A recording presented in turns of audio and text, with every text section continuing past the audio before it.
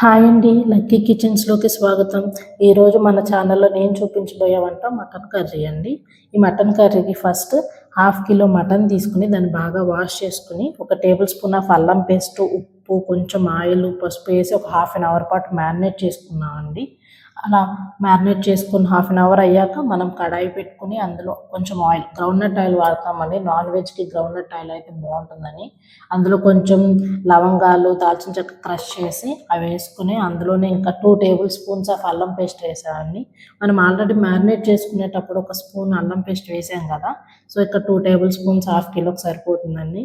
అది వేసి మనం మ్యారినేట్ చేసుకున్న మటన్ కూడా ఇందులో వేసేసి మొత్తం బాగా కలిపి అల్లం పేస్ట్ అదంతా బాగా కలుపుదామండి. ఇలా కలిపాక మటన్లో వాటర్ ఏమైనా ఉంటే అవి బయటకు వస్తాయి కదా, సో అది మనం కొంచెం సిమ్లో పెట్టుకుని ఆ వాటర్ అంతా ఎగిరేంత వరకు దాన్ని అక్కడ సిమ్లో పెట్టుకోవాలండి. ఈలోపు మనం ఒక పచ్చి మసాలా తయారు చేసుకుందాం. ఆ పచ్చి మసాలాకి మేము కొంచెం హాఫ్ కిలోకి ఒక 2 పెద్ద ఉల్లిపాయలు సరిపోతాయండి.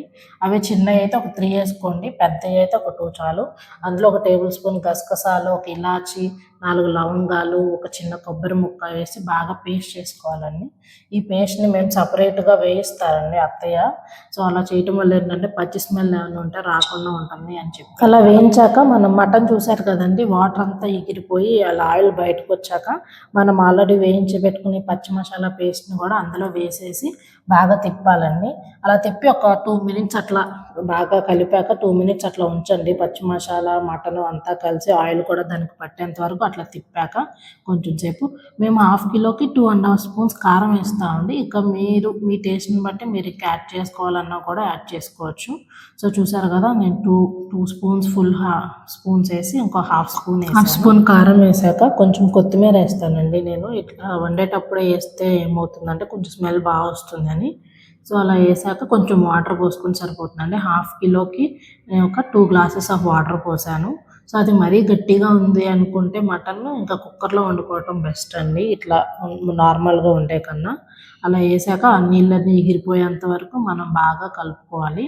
మటన్ని సిమ్లో పెట్టుకుని ఉడికించుకుంటూ ఉండాలి. సో వాటర్ అంతా ఎగిరిపోయాక లాస్ట్లో మనం ఫైనల్గా ఒక 2 టేబుల్ స్పూన్స్ ఆఫ్ ధనియాల పొడి వేస్తే సరిపోతుంది కదండి.